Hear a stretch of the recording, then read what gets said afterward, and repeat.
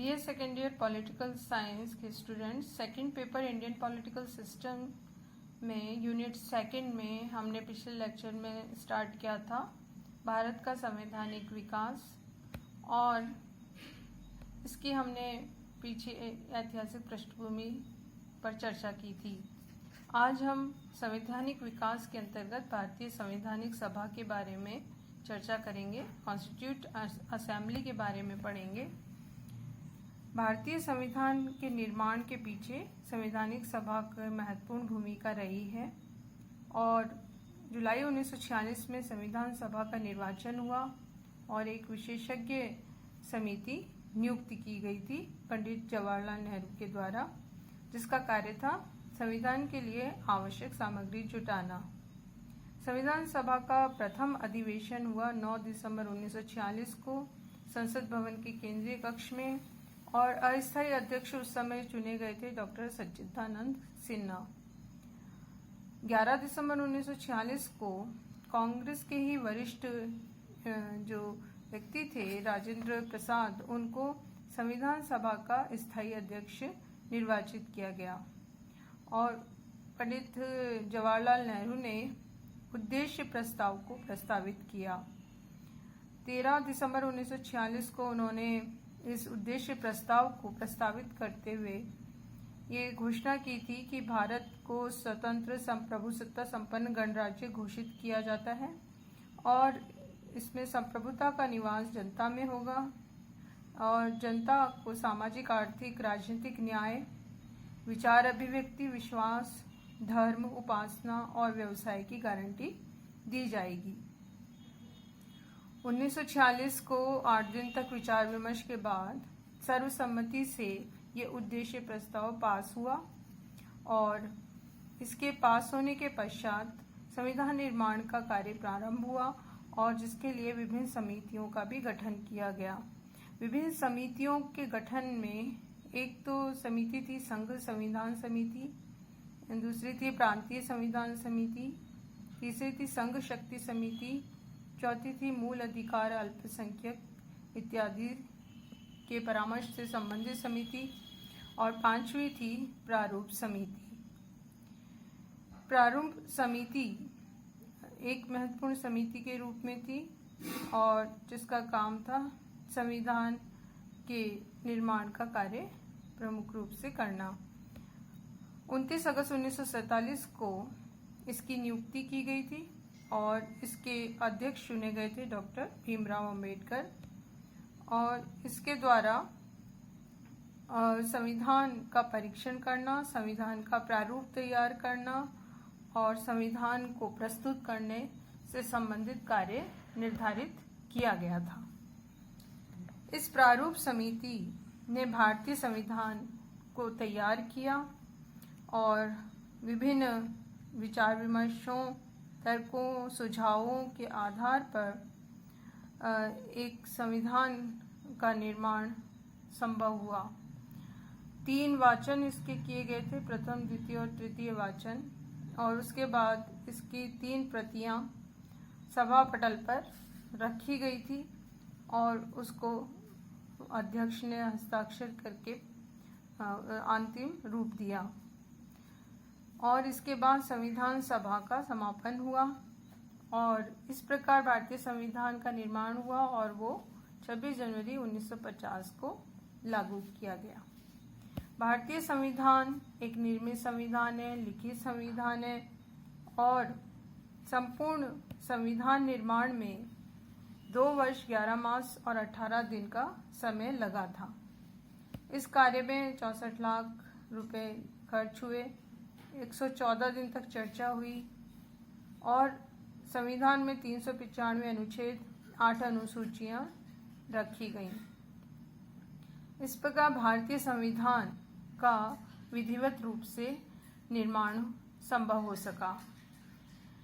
भारतीय संविधान सभा की एक महत्वपूर्ण भूमिका रही है भारतीय संविधान को निर्मित करने में, फिर भी इसके संदर्भ में विभिन्न तार्किक आधारों पर आलोचनाएं की जाती रही हैं।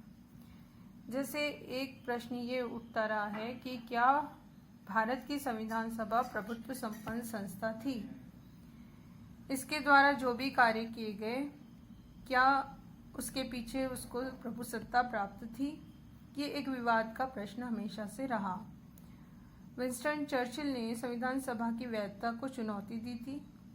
संविधान सभा के एक सदस्य ने भी ये विचार व्यक्त किया कि ये एक संप्रभु संस्था नहीं है।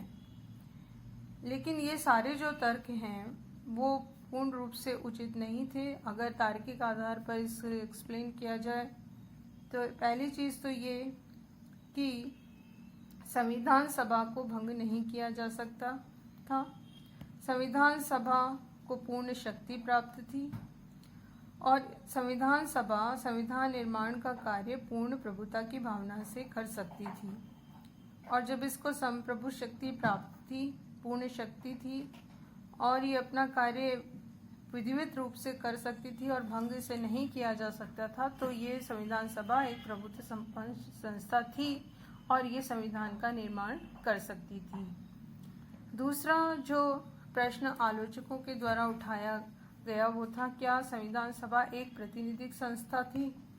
क्या इसको जनता की प्रतिनिधि संस्था, रिप्रेजेंटेटिव इंस्टीट्यूशन माना जाए? इस पर भी हमेशा से विभिन्न विचारकों में मतभेद रहा और विरोधाभास रहा है। व्यवहारिक दृष्टि से यदि देखें तो इसमें कोई खास बल आलोचना में नहीं है, क्योंकि कांग्रेस को कैबिनेट योजना के आधार पर नहीं वरन उस समय की परिस्थितियों और एक एकतापूर्ण विचार के आधार पर अपनाया गया था। तो निर्वाचन उस समय संविधान सभा का प्रत्यक्ष रूप से होना संभव नहीं था, अव्यवहारिक नहीं था। इसके साथ ही संविधान सभा के सदस्यों का प्रत्यक्ष निर्वाचन होता तो उसका स्वरूप कम अधिक रूप में ऐसा ही होता। तो इसलिए भी इनका चुनाव या निर्वाचन होना आवश्यक नहीं था। आम चुनाव में संविधान सभा के अधिकांश सदस्यों ने चुनाव लड़ा और काफ़ी अच्छे बहुमत से विजय प्राप्त की थी। तीसरा तथ्य ये भी है कि भारतीय राजनीति के जो सर्वाधिक प्रमुख दल हैं, कांग्रेस, संविधान सभा को अधिक से अधिक प्रातिनिधिक रूप देने के लिए चेष्टा भी उन्होंने की थी और हर वर्ग और योग्यता के व्यक्तियों को इस सभा में शामिल किया गया था, जिससे इसकी प्रातिनिधिक संस्था की जो स्थिति है वो फुलफिल हो रही थी। इसलिए इन सभी तार्किक आधारों पर यह प्रश्न उठाना गलत था कि संविधान सभा एक प्रतिनिधि संस्था नहीं थी, वरन ये एक प्रतिनिधि संस्था के रूप में ही कार्य कर रही थी और भारतीय जनता का इसे पूर्ण प्रतिनिधित्व प्राप्त रहा और सभी को इसके द्वारा लिए गए निर्णय स्वीकार सभी ने किए थे और ये सर्वसम्मति से लिए गए निर्णय थे। तीसरा जो प्रश्न आलोचक उठाते हैं वो, क्या संविधान को लोकप्रिय अनुज्ञप्ति प्राप्त थी? जिन व्यक्तियों के द्वारा संविधान सभा की प्रतिनिध्यात्मकता पर संदेह है, उनके द्वारा ये भी कहा गया कि यदि उन परिस्थितियों में प्रत्यक्ष निर्वाचन के आधार पर गठन नहीं हो सकता था तो संविधान सभा के द्वारा निर्मित संविधान को जनमत संग्रह के लिए प्रस्तुत करना चाहिए था और फिर पारित करना था। इसलिए यह कहा जा सकता है कि संविधान को लोकप्रिय अनुज्ञप्ति प्राप्त नहीं थी, लेकिन इसमें भी आलोचना का कोई सार दिखाई नहीं देता। जनमत संग्रह नहीं कराया गया और राष्ट्रव्यापी जनमत संग्रह की व्यवस्था में अत्यधिक मतदाता हों और अत्यधिक व्यय इसमें हो सकता था, इसलिए ये संभव नहीं था। तो इससे संविधान के स्वरूप पर कोई प्रभाव नहीं पड़ने वाला था और बिना लोकप्रिय अनुज्ञप्ति के भी भारतीय संविधान सर्वसम्मति से बना, सभी विशेषज्ञों की राय से बना, इसलिए ये अपने आप में उचित था। इसलिए इस आलोचना को भी उचित नहीं ठहराया जा सकता। एक आलोचना ये की जाती क्या संविधान सभा में वकीलों का प्रभुत्व था, क्योंकि इसमें अधिकांशतः वकील वर्ग के लोग ज़्यादा थे और इसलिए ये आलोचना की गई और ये प्रश्न उठाया गया कि इसमें वकीलों का वर्चस्व और प्रभुत्व था और मजदूरों का समुचित प्रतिनिधित्व नहीं था। भारत कृषि प्रधान देश है तो इसमें कृषक भी शामिल होने चाहिए थे और ये विवाद का विषय रहा। लेकिन इस आलोचना में भी कोई खास सार नहीं दिखाई देता क्योंकि संविधान निर्माण करना एक कानून विशेषज्ञता वाले लोगों के द्वारा ही संभव है और बिना उसके एक अच्छा संविधान निर्मित नहीं हो सकता था क्योंकि जो सूक्ष्मताएं हैं कानून की, संवैधानिक कानून की, वो वकील वर्ग ज़्यादा अच्छे से समझ सकते हैं। इसलिए भी ये इस तर्क में कोई खास सार दिखाई नहीं देता और यह आलोचना स्वीकार नहीं की जा सकती। फिर भी ये माना जा सकता है कि जो महत्वपूर्ण कार्य है वो प्रारूप समिति के द्वारा किया गया और जिसमें doctor B.R. Ambedkar, K.M. Munshi, Alladi Krishnaswami Ayyar जैसे प्रमुख जो अधिवक्ता थे उन्होंने ये काम बहुत ही योग्यता और विशेषज्ञता से किया और भारतीय संविधान की एक विधिवत रूप से रचना की। भारतीय संविधान के संदर्भ में एक पाश्चात्य विचारक हैं ग्रैनविल ऑस्टिन, उन्होंने भी अपने विचार प्रस्तुत किए हैं और इसका महत्व बताया है और इसकी श्रेष्ठता को बताते हुए उन्होंने 3 बातें कही हैं कि भारतीय संविधान के निर्माण में जो खास बातें हैं, श्रेष्ठ बातें हैं, एक तो ये कि जो भी निर्णय हुआ वो सहमति से हुआ। भारतीय संविधान का निर्माण संविधान सभा के सदस्यों ने आपसी सहमति, विचार विमर्श के द्वारा, खुलकर वाद विवाद के द्वारा, बैठकों के द्वारा किया और सभी वर्गों के हितों को ध्यान में रखते हुए किया। इसलिए इसके द्वारा किए गए निर्णय सर्वसम्मति से, बहुमत से लिए गए निर्णय थे। ग्रैनविल ऑस्टिन ने दूसरा जो बात कही वो थी समायोजन का सिद्धांत और भारतीय संविधान की ये भी एक खास बात रही प्रारूप समिति की कि उसने विभिन्न महत्वपूर्ण सिद्धांतों को समायोजित करते हुए भारतीय संविधान का निर्माण किया है, जिसमें सिद्धांतवादिता के को रखा लेकिन साथ में व्यवहारिक दृष्टिकोण को भी अपनाया है और इससे भारतीय संविधान एक परिपूर्ण स्थिति में पहुंचा है। जैसे भारतीय संविधान में संघात्मक व्यवस्था के साथ साथ एकात्मक व्यवस्था का भी प्रोविज़न किया गया। गणतंत्रीय व्यवस्था के साथ राष्ट्रमंडल की सदस्यता की भी बात रखी गई।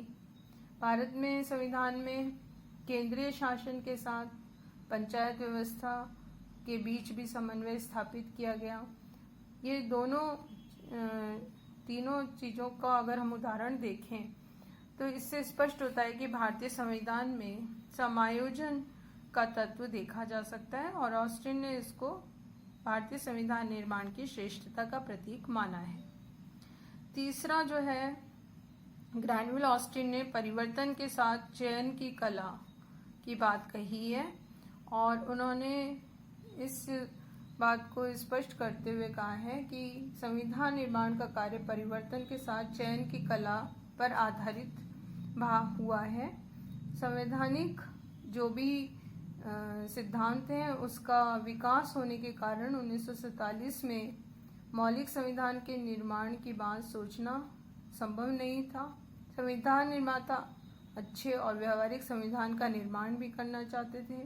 उन्होंने विदेशी संविधान की कई व्यवस्थाओं को ग्रहण किया लेकिन वो उन देशों में सफल रही और भारत के भी ये अनुकूल थी। तो भारत के इन संविधान निर्माताओं ने विदेश की कई व्यवस्थाओं को अपनाया भारतीय परिस्थितियों के अनुसार, भारत के लिए वो अनुकूल है इसके अनुसार और भारतीय परिस्थितियों के अनुकूल उन सिद्धांतों को ढालने का प्रयास किया।